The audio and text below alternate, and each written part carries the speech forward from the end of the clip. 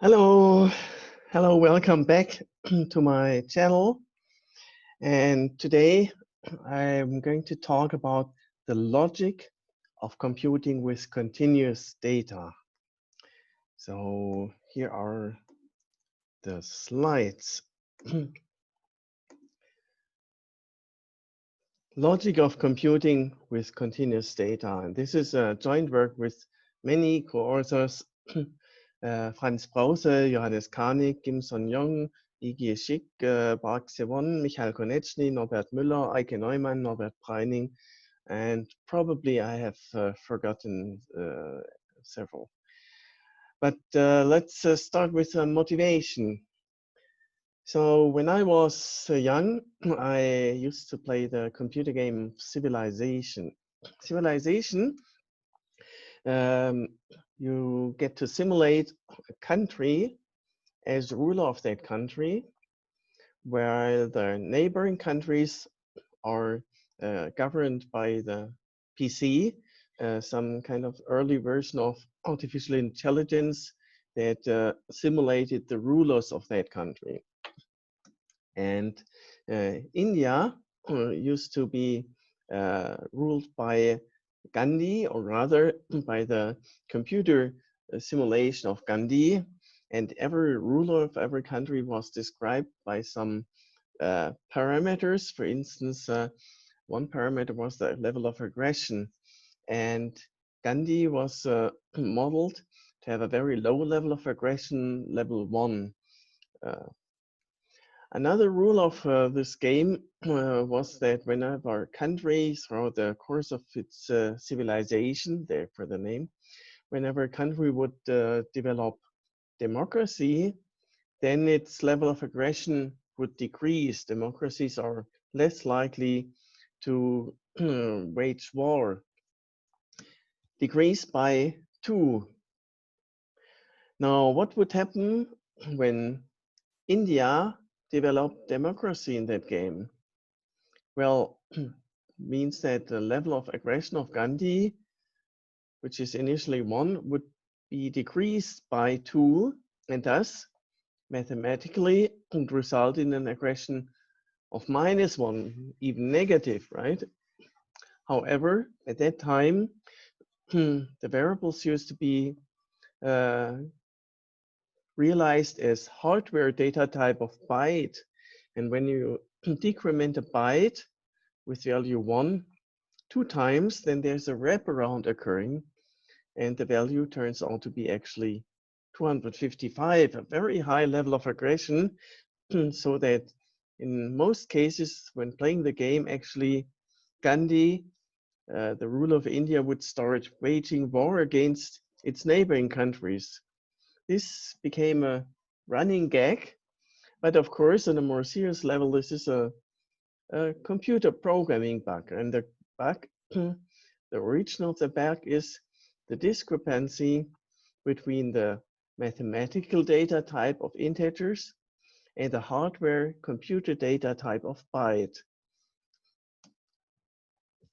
So abstract data types in object-oriented programming and mathematical structures in the sense of model theory have many similarities.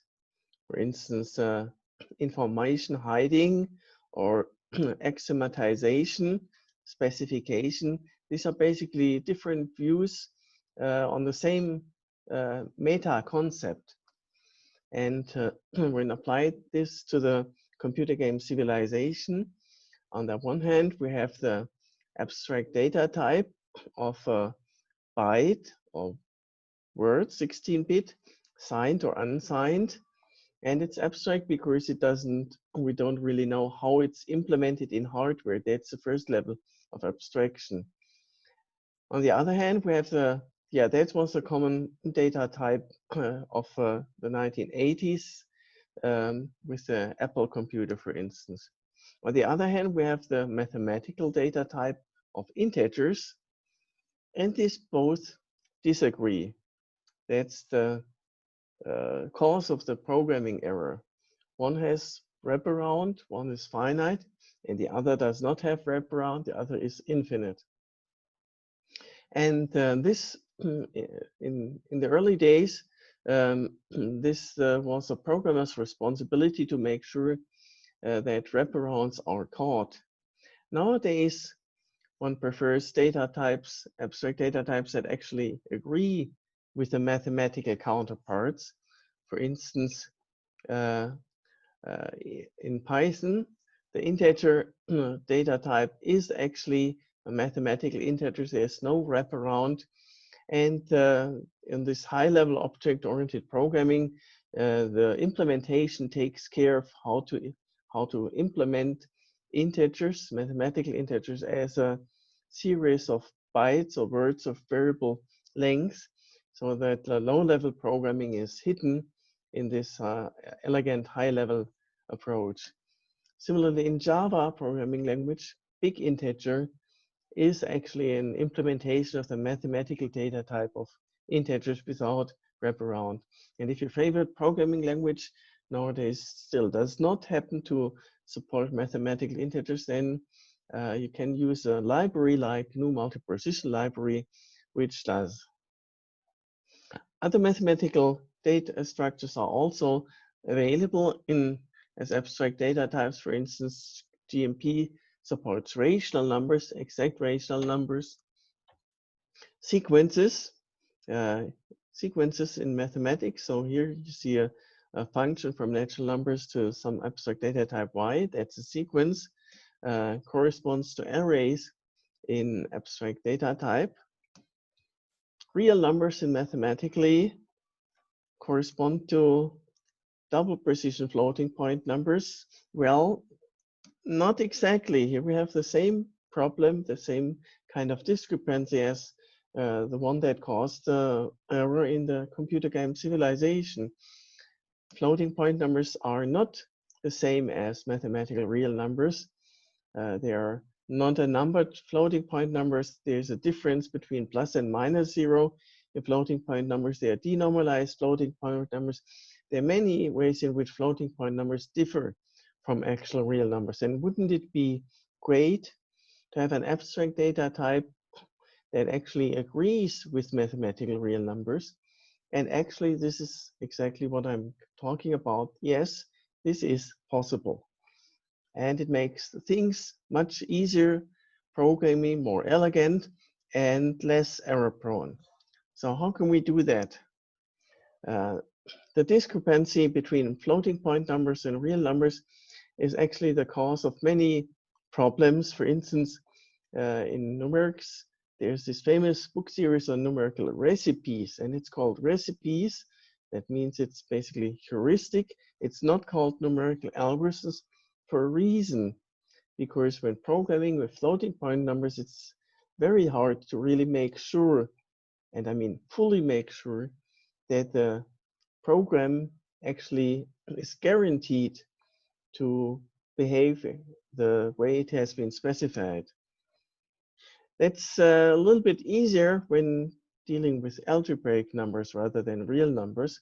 Algebraic numbers can and have been implemented as abstract data type, for instance, in the LEDA real library or in popular computer algebra systems. But when it comes to transcendental numbers, that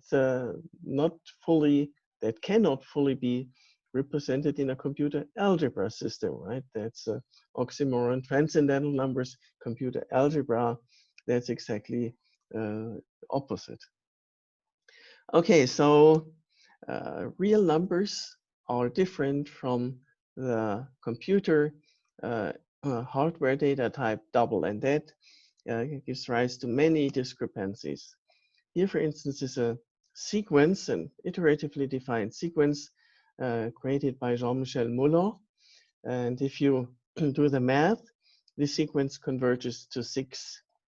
But if you implement this sequence in, for instance, in MATLAB and run it, then it converges to 100.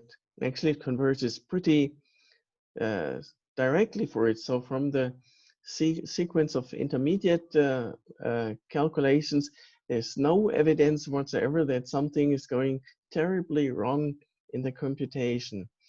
And if you now increase the precision, variable precision, then still it converges to 100 computationally. So that the result of such computations is very unreliable in general. You have to be very careful to spot such errors. Another example is the logistic map, an iterated sequence parameterized with this real number R. And let's say we want to calculate the elements of that sequence up to error 10%. So these are numbers between 0 and 1, so absolute error 10%, let's say.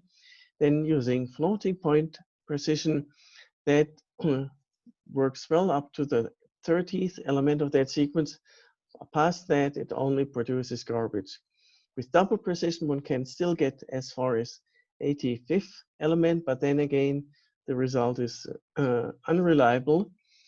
So there's sometimes an extended data type called long double, where one can get up to 200, but beyond that, no way using floating point numbers. Using rational numbers, one cannot even get beyond 24 because there it's not the precision, but it's the memory that is a limiting factor. So real numbers differ from double precision floating point numbers in many ways, as these examples demonstrate, and on a more fundamental level, floating point numbers violate many mathematical laws. They violate the associative law, distributive law, they violate completeness, one of the reasons why real numbers have been introduced in the first place. They violate the intermediate value theorem, fixed point theorems.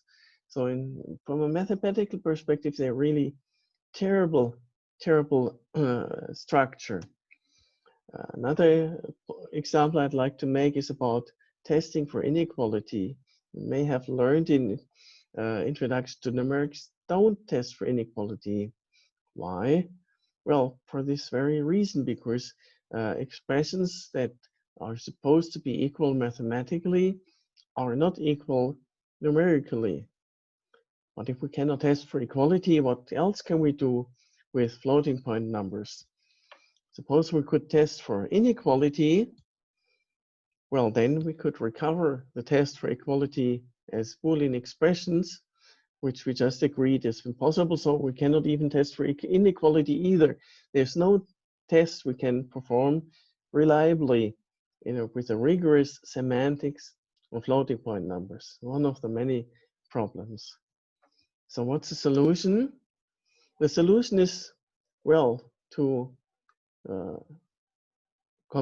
actually compute with real numbers. And actually there are two major models of computation that theoretically or axiomatically support that, but we're going to discuss the question of whether and which of these can actually be implemented in real life. The first such model is the very popular because of its elegance, so-called Bloom-Cuckoo-Smale model,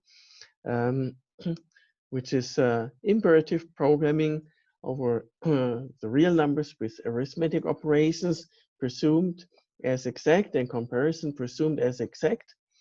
This is also known in computational geometry as the real REM, and has been generalized, for instance, by Bruno-Poisson to computing over structures in the sense of model theory. But the big disadvantage is the test for equality or inequality, as we've just seen.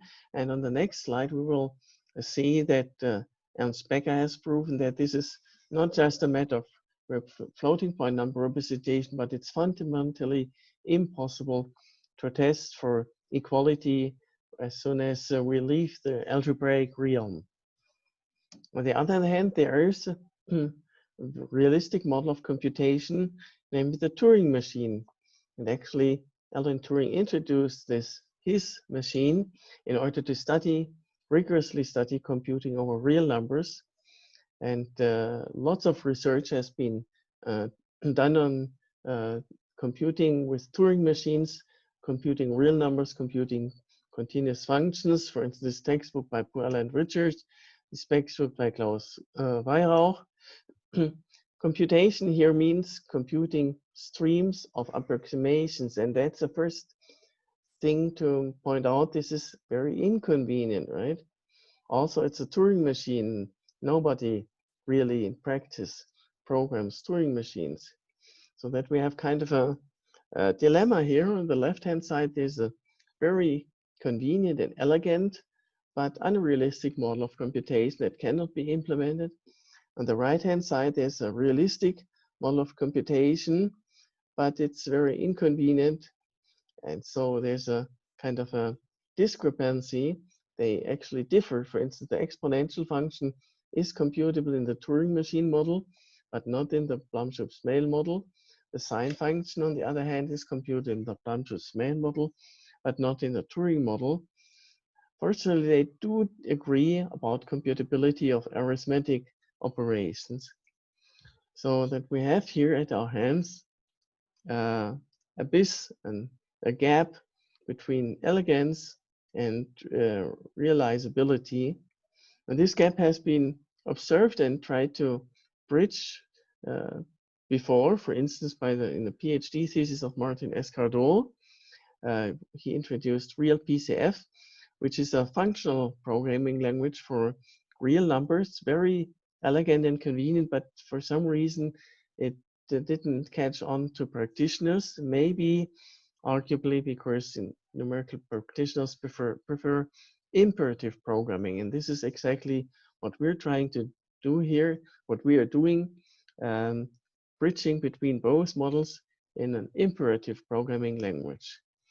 And this programming language is kind of as follows. So it supports the arithmetic operations and the real numbers 0 and 1 constants as exact operations without error, without rounding error. And this is kind of justified because for Turing machines, it had been proven rigorously that these operations and these constants are indeed computable. So we're safe to make that as an axiom for our programming language. But for comparison, that's the touchy axiom of the Blum-Schutz-Smale model.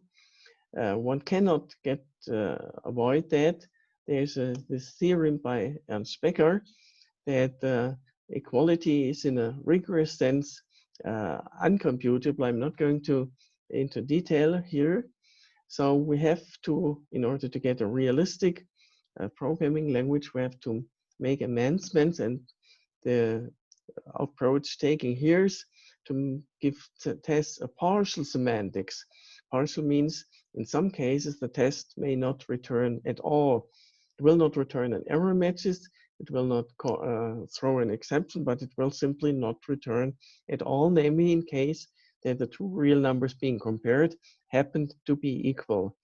So this is a way of avoiding Ernst Becker's counterexample of giving tests a rigorous but a partial semantics.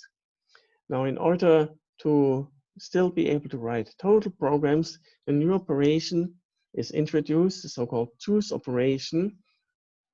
I'm not going to explain that in detail, but this is allows us to write total programs at the expense of making computation non-extensional, or in a sense non-deterministic. This has been observed as to be unavoidable in the work of Martin Escardó, Martin Hoffmann, and Thomas Streich in 2004, and they call it a parallel OR, but it's the same thing. Now we can define what it means to implement, to realize a real function over the real numbers as abstract data type in this sense. Namely, realizing a real number function means to write a program for a mixed function that receives as argument both a real number and an integer parameter. Namely, the real number is given exactly, so no rounding errors axiomatically, and the precision parameter will play a role when about the return value of the program. Namely, the computation now proceeds exactly using the arithmetic operation, so it's only algebraic computation, except for the final stage, namely the a real number to be returned is supposed, is required by the user, by the programmer, to constitute an approximation to the actual real number value of the real function up to error 2 to the p, where p is this precision parameter. So as p tends to minus infinity, that means the approximation to be returned must be better and better. And observe that this is exactly the paradigm implicitly underlying, for instance, Newton's iteration, right? Newton's iteration supposes that the given data to be exact, right? No rounding errors. If you have rounding errors, you need to perform an additional error and error propagation analysis, all very inconvenient. Here, we suppose and we justify just to perform exact computations on the given data and return the value by approximation, as does Newton's iteration.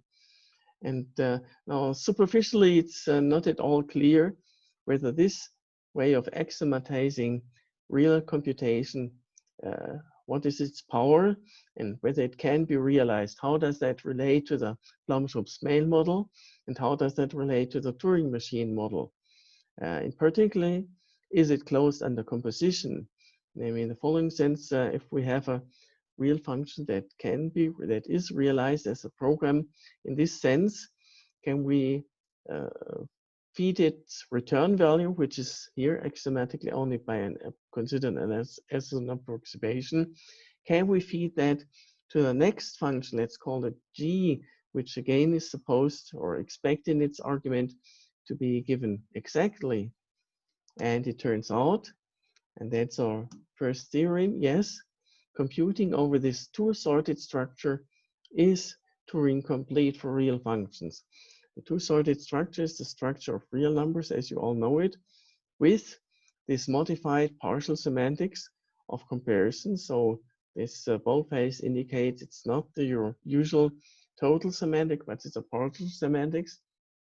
And we have the structure of integers without multiplication, however. And we have this mapping from integers to real numbers that captures the absolute error parameter. So integer p gets mapped to 2 to the p, and imagine p tending to minus infinity. So this mapping connects the two structures.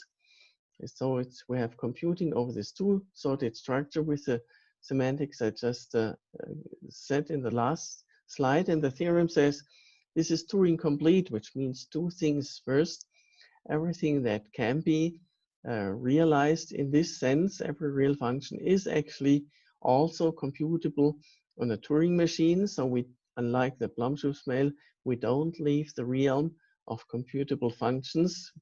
And the second thing, aspect of the claim says the converse. Any function, real function that can be implemented on a Turing machine can also be expressed, can be realized in this very sense, but without the hassle of the Turing machine, conveniently, basically like in the Blum-Schupf-Smale, but without the unrealizability of the Blum-Schupf-Smale model. That's our first item of the theorem. It thus reconciles between the Blum-Schupf-Smale model and computable analysis. The second item of our theorem says that this two-sorted structure actually has a decidable first-order theory. That's the title of this talk, the logic of computing with continuous data. Here, everything is decidable. This has been known for the structure of real numbers. This is basically Tarski-Seidenberg principle. It also has been known for the structure of integers without multiplication. This is Pressburger arithmetic. But here we throw in this this embedding from integers to the real numbers, and I'll prove that this still satisfies decidability. This is heavily based on the work of Lou van den Dries from 1986, and actually we can prove that it is model complete. Everything can be eliminated, all quantifiers except for existential ones. And this decidability is very helpful for the formal verification of programs over these exact real numbers without error. That makes everything much more elegant than with floating point numbers. Now we have associative and distributive law, we have completeness, we have intermediate value and fixed point theorems, no errors. So that's much easier. And the first part says, still we're getting the same as with the Turing machine, just without the hassle of the Turing machine. And this has been generalized from computing over real numbers to computing over, I should emphasize that this decidability relies heavily on this approximation to have error 2 to the p. If what is popular in some parts of numerics, if we consider error 1 over n, absolute error, then the theory is not decidable. Then Gödel's phenomenon strikes and we arrive at an undecidable theory. Okay, and yes, we have already also generalized that from computing over real numbers to computing real functionals, that is, with real functions as first-class objects, as arguments. So that's almost the end of my advertisement for the logic of computing with continuous data, and specifically for computing with this modified semantics of real numbers, everything exact, with a modified semantics of comparison and a modified semantics for returning values by approximation with given guaranteed absolute error. Because floating point numbers have been introduced 35 years ago, hardware-based legacy data type, like byte, they still are and will remain underlying, but they are to be hidden by a new layer of abstraction, like bytes are hidden in Python data type integers, in Java data type BIGINT. What the user sees and should see are object-oriented ideal data types of true mathematical integers to avoid the programming error of a computer game civilization, and similarly true mathematical real numbers to avoid all the pitfalls from the discrepancy between floating point numbers and actual mathematical real numbers. And more generally, we pursue a generic research project of investigating continuous computable abstract data types, where one takes some continuous structure. In this talk, I choose the real numbers as example. One investigates the Turing computability of its operation and predicates that specify the structure using Turing machines and computable analysis theoretically. And if some of these operations turn out to be uncomputable, like in our example, the tests for inequality, then modify their semantics to make them computable. In our example, for instance, make the comparison partial in such a way that now computing algebraically over this structure in the sense of Poisson becomes Turing complete, captures exactly the same computable objects that Turing machine can process, but without all the hassles of the Turing machine, recovering all the elegance while losing or gaining nothing in comparison to the Turing machine. So that's the end of my talk, the logic of computing with continuous data, foundation of numerical software engineering. Thanks for your attention and bye. See you next time.